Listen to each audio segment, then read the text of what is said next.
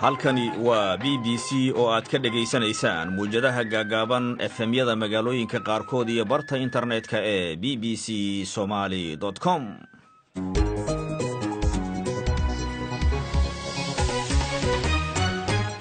kulanti wacan oo wanaagsan dhegaystayaal, waa fiidnimo axad oo isniini soo gelayso 27 May sanadka 2018 saacadda Afrikada barina waa 9kii fiidnimo. qodobada aan barnaamij ku soo qaadan doonana waxaa ka mid ah koox saraakiil Maraykan ah oo u gudbay dhinaca Kuuriyada Waqooyi si ay u diyaariyaan shir madaxeedka la qorsheynaya inuu dhex mari doono madaxweyne Trump iyo Kim Jong-un. khilaaf u dhexeeya hoggaanka sare ee Galmudug ay ku saabsan qaabka awood qaybsiga kadib markii ay midoobeen Galmudug iyo Ahlu Sunna. Samsom Macalin Cabdi oo ah gabar aan wax maqlin hase yeeshee maqaayad ku haysta magaalada Jigjiga, sidee ayay dadku la macaamilaan?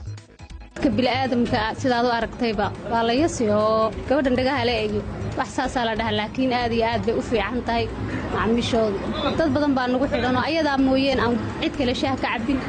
Jamhuuriyadda Dimuqraadiga ee Kongo oo la tacaalaysa cudurka Ebola markii 9aad uu ka dilaacay dalkaasi. kooxda sheegata dawladda Islaamiga oo ciidamo Ruushka ku dilay dalka Suuriya. ciidamada Israa'iilna Falastiiniin ay ku dileen Gaza. war ku saabsan xaaladda caafimaad ee ciyaartoyga Maxamed Saalax iyo qodobo kale ayaad ku maqli doontaan barnaamijka uu soo saaray Axmed Cabdinuur, anigoo aadan Saalaminna idiin soo jeedinayo caawa iyo caalamka.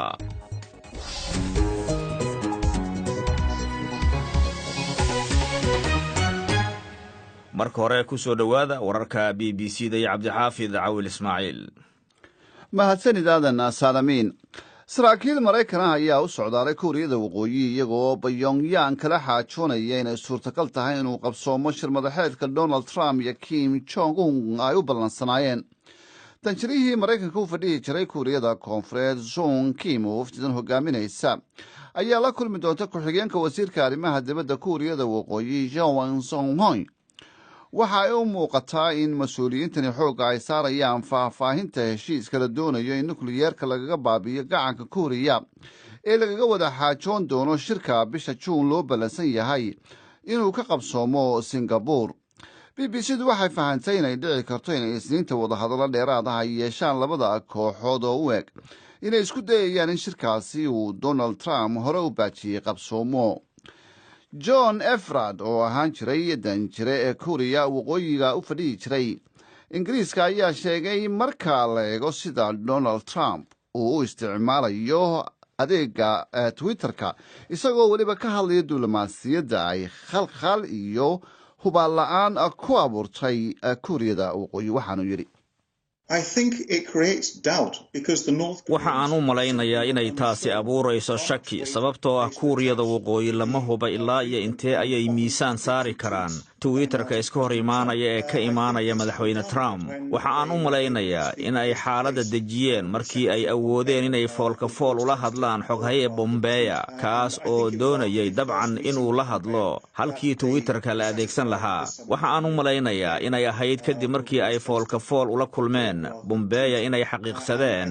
in kulankaasi uu yahay mid dhab ah. dowladda Shiinaha ayaa Maraykanka ku eedeysay inuu gudaha u soo galeen soohodintooda dhinaca biyaha kadib markii ay 2 markab oo nooca dagaalka ah gudaha u galeen aagaga lagu muransan yahay iyo jasiiradaha koonfurta badda Shiinaha.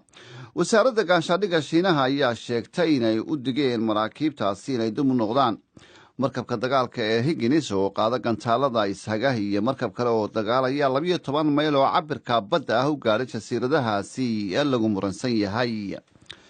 shaqaalaha gargaarka samata bixinta Spain ayaa meel u dhow Gibraltar waxaa 2 maalmood ee u dambeeyay ay ka badbaadiyeen muhaajiriin ka badan 500 oo doonayay inay si sharci darro ugu gudbaan Yurub. 17 doonyood oo ay dadkani saarnaayeen ayaa aad u liitay iyagoo 3 ka mid ah ay degeen isla markii dadkii saarnaa laga daadgureeyey. muhaajiriinta Afrikaanka ah ee isku dayeysay inay Yurub sharci darrada ku gasho ayaa iminka isticmaala biyaha Morocco halkii ay hore Liibiya u soo mari jireen. 11 qof ayaa la xaqiijiyey in ay dhinteen, 8 kalena waa la la'yahay kadib markii ay dabaylo duufaan iyo roobaab wata ay ka dhufteen dalka cumaan gobolka doofaar waxaa ka dhacay daadad badan kadib markii roobab xoog lihi ay halkaasi ka da'een jasiiradda sakoorta ee yemanna guryo badan ayaa dumay saraakiishuna waxa ay sheegeen ilaa 1,000 qoys ay guryahoodii ka qaxeen dabeelaha iyo duufaanada niswato oo loo bixiyey mekunu ayaa iminka usii jeeda dhinaca iyo sacuudiga waxaana laga dareemayaa xoogood ah inay sii marayaan saxraha bannaan ee loo yaqaano ruub al khali saraakiisha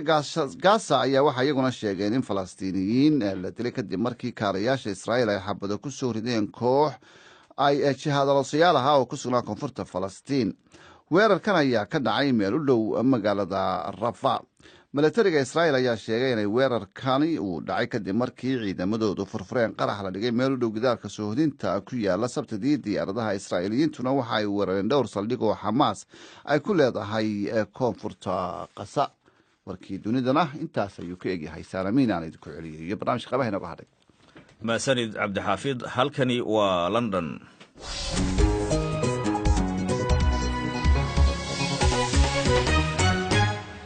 waxaa la aaminsan yahay in koox saraakiil maraykan ah ay u tallaabeen kuuriyada waqooyi si ay u diyaariyaan shirmadaxeedka la qorshaynaya inuu dhex mari doono madaxweyne trump iyo kim jong un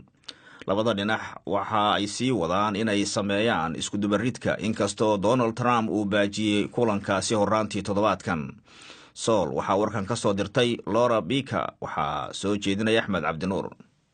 warar laga helay warbaahinta magaalooyinka washington iyo sool waxay sheegayaan in sung kim oo ah safiir maraykanka u fadhiyi jiray kuuriyada koofureed islamarkaana kuuriyada waqooyi kala xaajoon jiray barnaamijkeeda nukliyarka uu ka tallaabay xadka milatariga laga reebay si uu wadahadal ula soo yeesho saraakiil ka tirsan pyongyang wargeyska washington post waxa uu ku warramay inuu ninkaasi la kulmayo joe song wi oo ah wasiir ku-xigeenka arrimaha dibadda ee kuuriyada waqooyi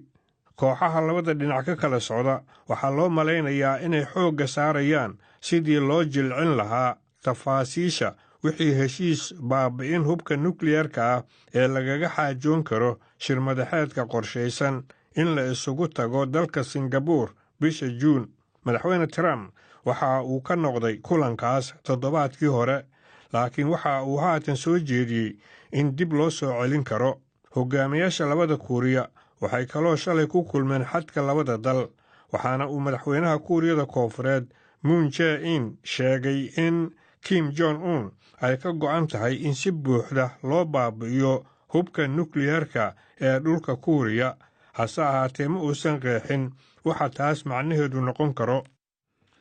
axmed cabdinuur aad buu u mahadsan yahay madaxweynaha jamhuuriyadda federaalk ee soomaaliya mudane maxamed cabdulaahi maxamed farmaajo ayaa xilka qaadis ku sameeyey guddoomiyaha maxkamadda sare ee dalka mudane ibraahim iidle sulaymaan waxaana uu xilkaasi u magacaabay garyaqaan baashe yuusuf axmed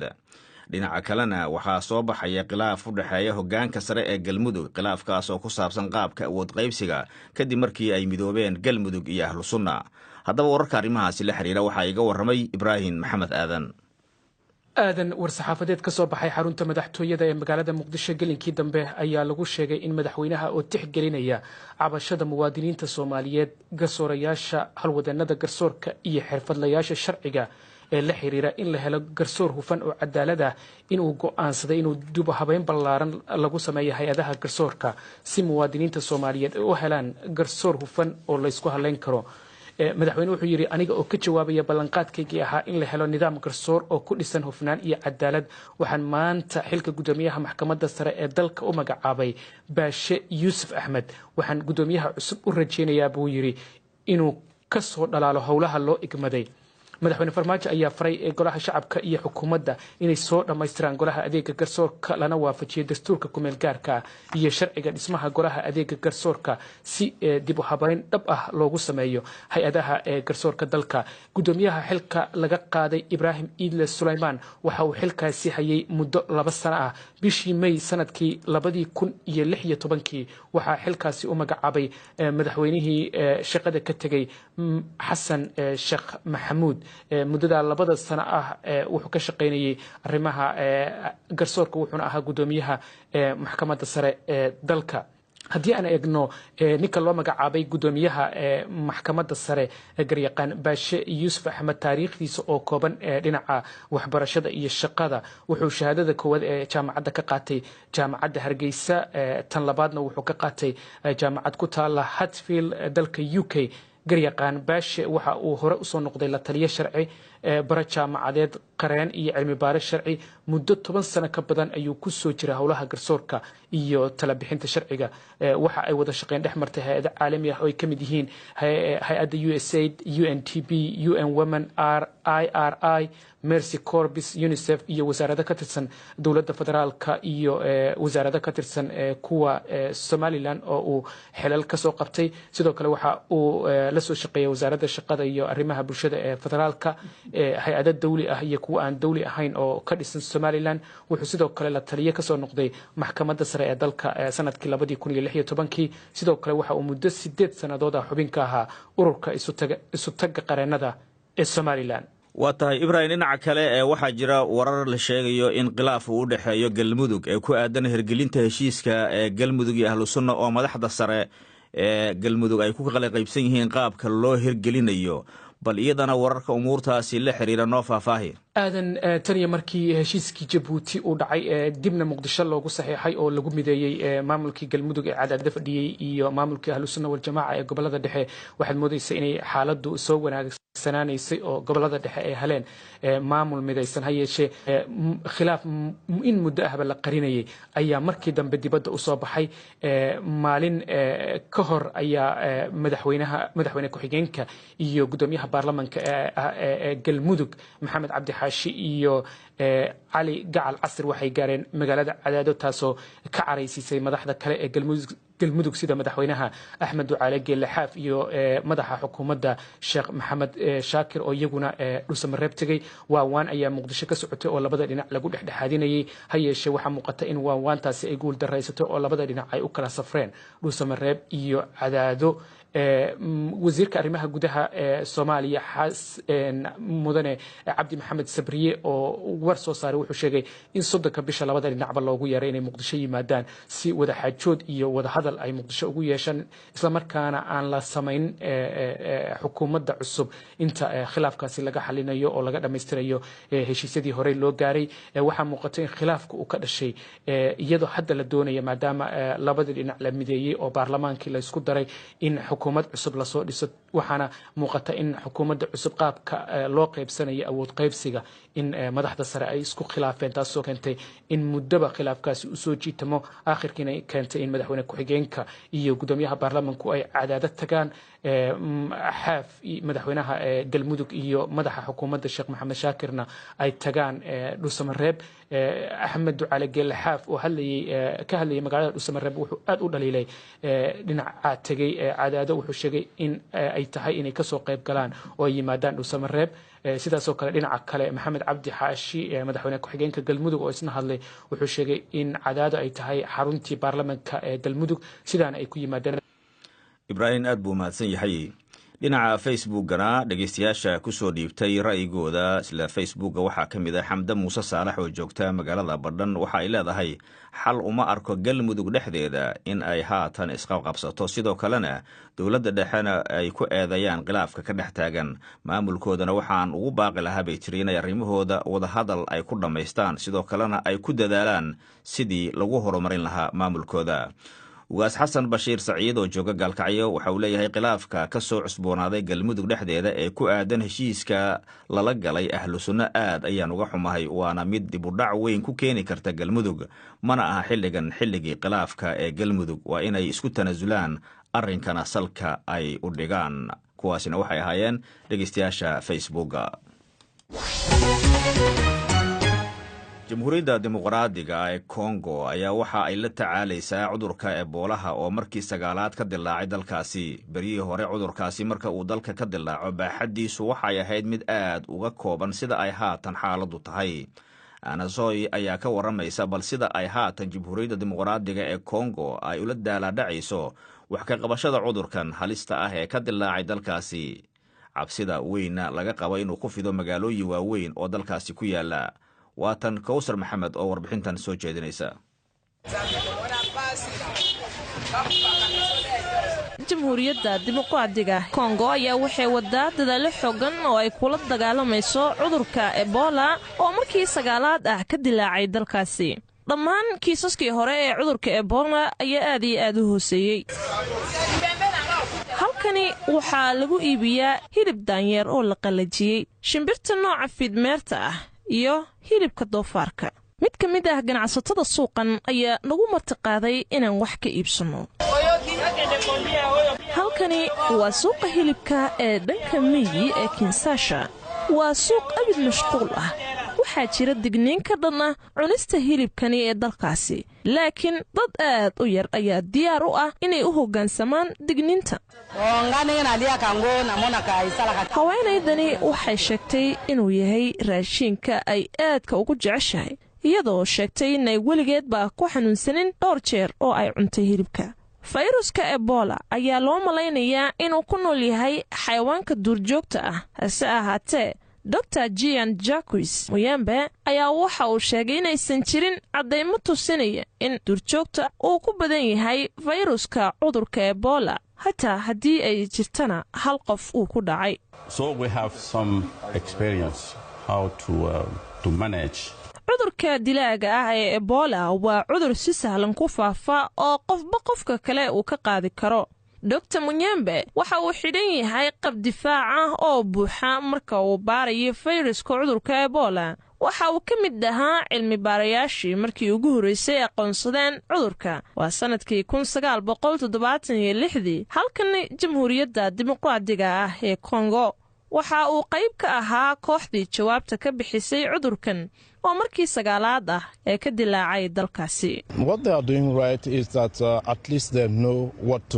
waxa ay haatan samaynayaan waa wax sax ah, sababtoo ah waxa ay yaqaanaan waxa la samaynayo. waxa aan aad ula yaabnay inta badan goobaha aanu booqannay waxa ay ku leeyihiin qorshe jawaab wanaagsan ah iyo kooxo fuliyo qorshahaasi. waxa keliya ee haatan loo baahan yahay ayaa ah gaadiidka.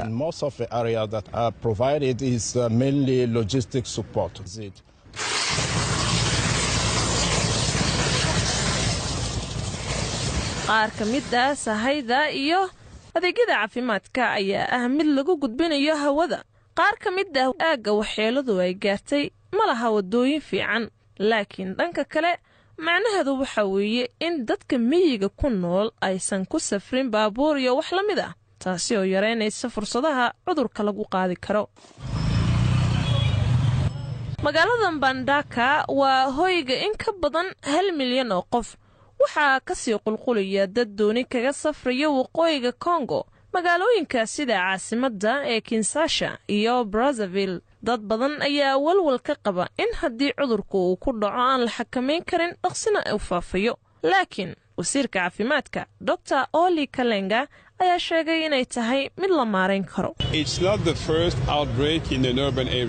ma ahan markii ugu horreysay ee uu cudurkan ka dallaaco meelo u dhadhow magaalooyinka. waxay ila tahay in Kikwit ay tahay goob uu cudur ka dallaacay oo u dhow magaalo. waxa ayna in ka yar 500 oo kiiloomitir u jirtaa magaalada Kinshasa. sidaa darteed dallaaca cudurkaasi waxa uu ahaa mid aad khatar u leh. waxaan u malaynayaa cudur kastoo dallaaco inuu khatar yahay, waana inaan uga taxadarnaa si dhab ah. waxaan diyaar u nahay khatarta ugu xun ee dhacda.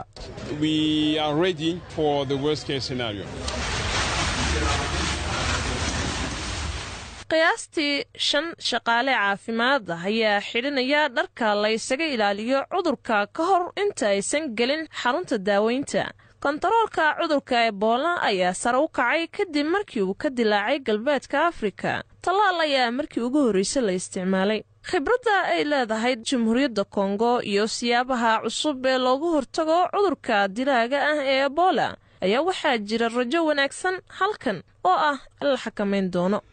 kowsar aad bay mahadsan tahay. wasiirka gaashaandhigga ee Russia ayaa waxa uu sheegay 4 ka mid ah ciidamadooda in lagu dilay dalka Suuriya. 5 kale ayaa lagu dhaawacay weerarkii lagu qaaday Arbacadii gobolka Deir el-Zur ee ku yaala bariga Suuriya, kaasoo qayb ka mid ah kooxda sheegata dowladda Islaamka ay ka sii wadaan qatarahooda. Cabdulqaadir Yuusuf Cali ayaa warbixintan soo jeedinaya. wasaaradda difaaca ee ruushka ayaa sheegtay in 2 la taliyaal militari oo u dhashay ruushka la dilay kadib markii cutub ka tirsan militariga suuriya oo ay hagayeen lasoo weeraray 5 qof oo kale oo u dhashay ruushka ayaa la dhaawacay iyadoo 2 ka mid ah dhaawacyadaasi markii dambena ay dhinteen ciidamada suuriya ayaa magaalada Deir ez-Zor bishii November qabsaday balse dagaalyahanada kooxda isku magacaawday dowladda islaamka ayaa weli awood ku sii leh gobolka inta la xaqiijiyay ilaa 9 qof oo u dhashay ruushka ayaa ku dhintay intii uu socday dagaalka suuriya wakaaladda wararka ee RIA ayaa sheegtay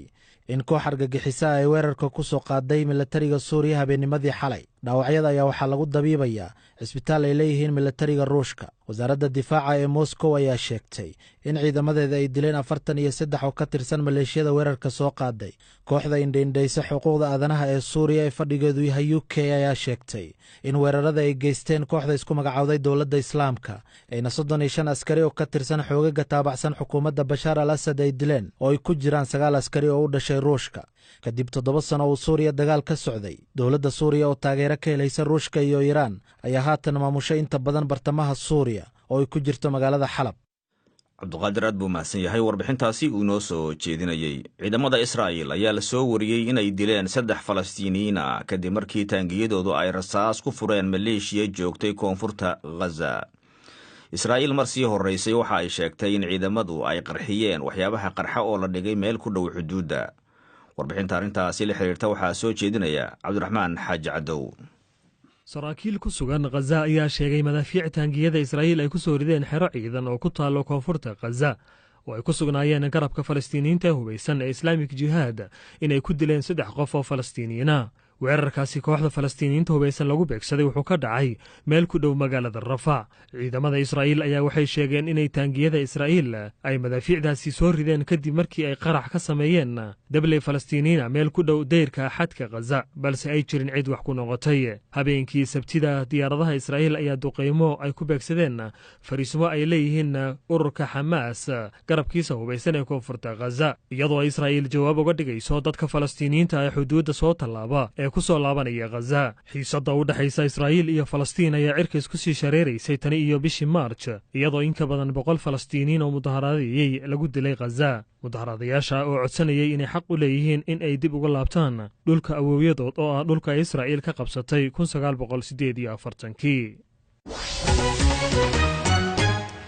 badanaa dadka maqalka la waxa ay bulshooyin badan oo Afrikaan ah oo Soomaaliduna ay ka mid tahay ay u haystaan inaanay noloshooda maarayn karin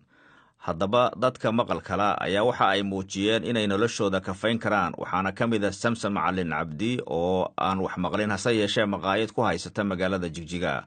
warbixintan waxaa sida ay Samsam u ganacsato ku eegaya wariyaha BBC Cabdinaasir Sheekh Maxamed Xikam halkani waa maqaayad shaah waxaana fadhiya rag badan oo nin walba bakeeri shaaha adhaxda haysto waxaa ku ganacsada maqaayadan gabar la yidhaahdo Zamzam Macalin Cismaan Zamzam dhaxaadka dhagaha ayay leedahay waxayna wada ganacsadaan gabadhan oo magaceeda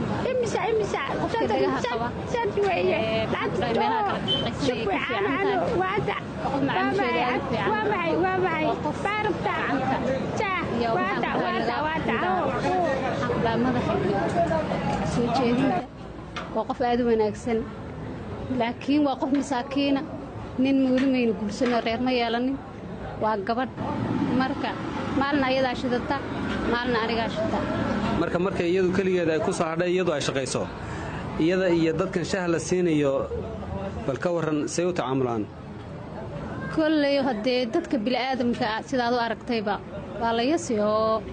gabadhan dhagaha le iyo wax saasaa la dhahaa laakiin aad iyo aad bay u fiican tahay macaamiishooda dad badan baa nagu xidhan oo ayadaa mooyeen aan cid kale shaah ka cabbin oo qof gaari oo kolley bini'aadamku nadiiftuu jecel yahay marka ayada nadiiftaa iyo baarinimadaasaa marka oo lagu soo raaco marmar ma dhacdo inaad xisaabta iska dhaadhicin weydaan oo khilaafa meesha ka yimaado kulley carabiga labadaan baa isugu dhow oo labada qof way isku dhici karaan laakiin laba qof oo wada dhalatayna waan nahay dee waana ka weynaho inaan anigu u samraa dhacda hadalkeedii iyo waxaa xisaabtana qof afkeeda garanaysaanahay oo wax dhibahoo na dhex mara male cabdimaad cumar taajir qofka dadka waxay u arkaan in dadka dhagahala ay aad macnaha u ganacsan karaynin oo masuuqyada iyo ay ku xun yihiin way u arkaan laakiin anaga soo aragnay oo qof gabadhan aad ku aragteen aan ku aragnay gabadhan waa gabar fiican oo la jaan qaadi karo wax laga cabi karo wax laga cuni karo markaad rabtaan inaad wax noo keento oo shaah noo keen markaad rabtaan inaad tirahdaan sidee u soo jeedisaan waxa la soo jeedaa sida qofka dhagaxa loogu meeraaro kala loogu meeraara waa inaad fahantaa oo way keentaa oo waxba qalaaf kama tagno mana muran mayda gabadhu hadday sii jeedaba mintaad kacdaan baa soo jeedisaan gabadha inta badan ayadaa waa shaqada u ahbo tigsi u ah oo aan qof la jeedin karan ahayn qof shaqadeeda gudinaysa wey qof macnaha la jeedi karo ama loo meeraara ma aha waa qof shaqada diyaar u ah oo in wax laga cabo qof soo fariistana de waa qof indhalo oo in shaah laga rabo iyo in wax la qabo bay ma u fadhiin ay u maleeyeen haddii meesha la yimaadana ayadaan la soo jeedin bay iska jeestaabo gabadho loo meeraara markay rabto ma shaah baad rabtaa inay ku leedahay oo kale waxay ku leedahay macnaha wax aad cabti ma rabtaa kadib waa ay ka madeedahay marka way ku midaaraysaa miya waa ku midaaraysaa shaah ma ku siiya oo macnaha ninka qof garanayo gacanta iyo afka way israacin shaah ma ku siiya kadibna ay ka madeedahay wana kacbi idinku saadii sheegtay macaamiil baad la leedihiin oo waad barateen laakiin qofkaan aqoonin oo kale dadku waa dad badan dad waxa jira maana aqoonin oo sigabo say wax isaga ciyaaraya jira ayadana waxba kama hanaqto qofkii kale oo gar fadhiya yiraahdo qoftan shaam bay meesha fadhiyaa dad wax ka cabsan ka cabadi kala ayr bada iska qaad dadku inta badan inuu iyada u yimaado maqaxyaan agaheena iyadoo ay ka shacbaan tahay sababtunba gaarinimadkeeda iyo farsamada mise waa naxariis oo dadku ay u xilanayaan qofkan naxariis ma aha laakiin iyada waa macnaha wax shahaadi iyo nadaafadeeda iyo raashinkeeda oo dheelitiran yahay qof hagaagsan hooyadeed iyo aabaheed iyo walaaladeed iyadaa bishaal ay guri bay u dhistay waana gabadh farahana lagula hadlayaa oo maxaan ku dhahaa aan dadku badankooda afkaranayn haddana maxaa yeelay wax hadala ma laha waa un faraha un dadkiina faraha ma wada yaqaanin marka ilaahay baa qaadir marka meel la kala fadhiisto ma helaysid oo kama helaysid gambar waxaa ugu wacan ilaahay dadka abuuritaankiisa iyo marka hore kala fadilay ruux baa gaari ah oo nadaafadda caqligaa keenaya iyo garashada shaqada aad ka shaqaynayso dee faham bay baahantay markaad fahamtoon baad wanaajin kartaa laakiin inta aadan fahmin marba waa daala dhacaynaysaa marka sidaa weeyaan dee indhahagaad ku aragtaa aad buu u mahadsan yahay cabdinaasir sheekh maxamed xikam shirka lagaga wada xaajoonayo heshiiska lagu mamnuucayo hubka kiimikada wata waa heshiis la aaminsan yahay in suuriya marar badan ay jibisay laakiin syriya xarafka ay ka bilaabato ee switzerland ku xigta waxa ay la wareegaysaa madaxtooyada shirkaasi dalalka xubnaha ka ah ayaa nidaamkan samaystay si loogu sinaado laakiin suuriya oo noqota shirmadaxeedka ee kursigaasi ku fadhiisata iyada oo dhowaan uun lagu eedeeyey ayay dadkeeda u isticmaashay hubka kiimikada ah ee lagu mamnuucayo taas oo ay noqotay waraabe hilbo la saartay walaac badanna caalamku ay ka muujiyeen cabdixaafid ayaa ila fadhiya cabdixaafid aad ayaad u mahadsan tahay saalaamiin sida aad sheegtay shirkan waa shirka lagu mamnuucayo ee la doonaya in lagu soo saaro sharciga lagu mamnuucayo kiimikada suuriya xaq ayay u yeelatay switzerland baana ka horeyso xarafka s ayay u yeelatay laakiin waxaa la isweydiinayaa suuriya lafteeda ayaaba dhowr jeer iyadu ururkan la doonaya inay madaxda ka noqoto lagu eedeeyey inay sharcigiisa jabisay maraykanka iyo ingiriisku markiiba waa ka boodeen waxbay taagan yihiinba inay yidhaahdaan hal la bedelo nidaamka shirkan loo guddoomiyo laakiin iyaga laftooda ayaa marar badan siday wax u wadaan ruushka oo syriya la jira uu ka boodaa maasanid cabdixaafid markana bal wararkii ciyaaraha axmed cabdinuur ayaa ila fadhiya axmed waxaa aad loo sugiyey wararka xagga caafimaadka ee la xiriira ciyaaryahanka caanka maxamed saalax bal haddee aad iyo aad ciyaartooy maxamed saalax waxa uu sheegay inuu ku kalsoon yahay inuu dalkiisa masar u ciyaari doono koobka adduunka inkastoo uu ku dhaawacmay ciyaartii kama dambaysta ahayd ee xalay tartanka champions league ee kooxaha qaaradda yurub oo kooxda real madrid ay 3-1 uga badisay kooxdiisa liverpool waxa uu yidhi habeen adag ayuu ahaa laakiin dagaalyahan baanahay inkastoo dhibaata igu dhacday haddana waxaan ku kalsoonahay inaan tegi doono ruushka si aan dhammaantiin idinkaga farxiyo jacaylkiinna iyo taageeradiinna ayaa isiin doona xoogga aan u baahanahay ayuu yidhi saalax masar waxay ciyaartooda ugu horeysa la yeelan doonaan uruguay 15 juun kadib ciyaartii ka dhacday magaalada kiev maamulaha kooxda liverpool clob waxa uu dhaawaca mow saalax ku sheegay mid runtii halis ah wax fiicanna uma ekeen muuqaal ku soo baxay website-ka liverpool hase ahaatee xiriirka kubadda cagta ee dalka masar waxay twitter ku soo qoreen in raajo la saaray maxamed saalax ay muujisay inuu garabka murgucday ayna ku rajo fiican yihiin inuu ka ciyaari doono koobka adduunka ee ruushka lagu qabanayo mahadsanid axmed cabdinuur. guud ahaan barnaamijkii caawiya caalamka oo isku soo dubraday axmed cabdinuur, anigoo aadan saalamin aan soo jeedinaya, cabdixaafid cawil ismaaciilna warka kuna aqrinayay. Tan iyo kulanti dambe, sidaas iyo nabadgelyo.